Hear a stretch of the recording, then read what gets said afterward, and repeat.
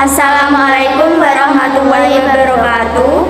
Pada kesempatan kali ini kami akan mempresentasikan tugas kami, yaitu point to point dan multi to point. Kami dari kelompok 8 yang beranggotakan saya Firda Amelia, saya Nur Rohmah, dan Adinda Firdayanti yang tidak dapat mengikuti tugas karena sakit. Tujuan kita yaitu dapat melakukan konfigurasi point to point dan multi point dan mengetahui pengertian dan fungsi dari hasil praktikum point to point dan multi point. Apa itu point to point dan multi point? Point to point adalah sebuah metode koneksi perangkat yang menghubungkan satu perangkat dengan persis satu perangkat lain. Sedangkan multi to point adalah sebuah metode koneksi perangkat yang menghubungkan satu perangkat dengan setidaknya dua perangkat lain pada waktu yang bersamaan. Setelah mengetahui sedikit yang kita sampaikan, kita lanjut ke konfigurasi.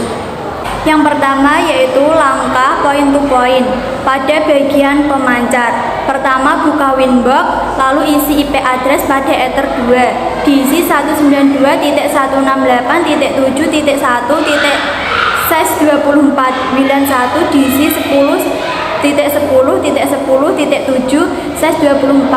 Masuk pada menu wireless, klik satu kali pada 691 lalu klik tanda checklist.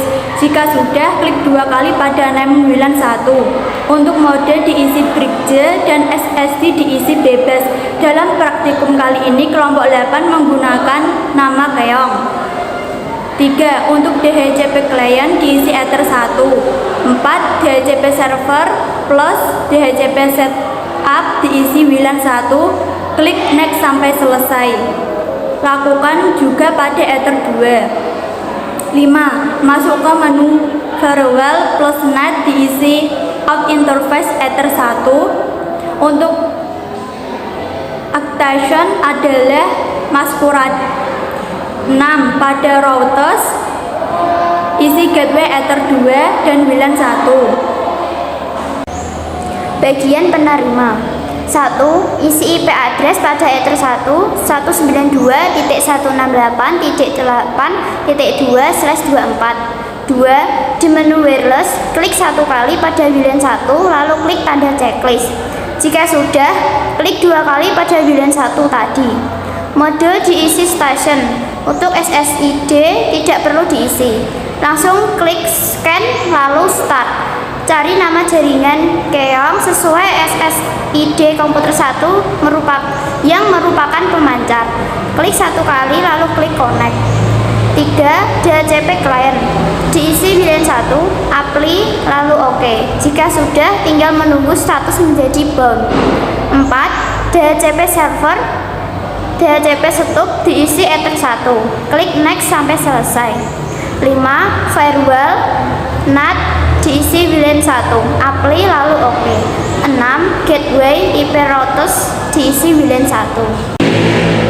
Jika semua langkah-langkah sudah selesai dilakukan, maka kita harus testing di new terminal atau command prompt untuk mengetahui respon klien dan server.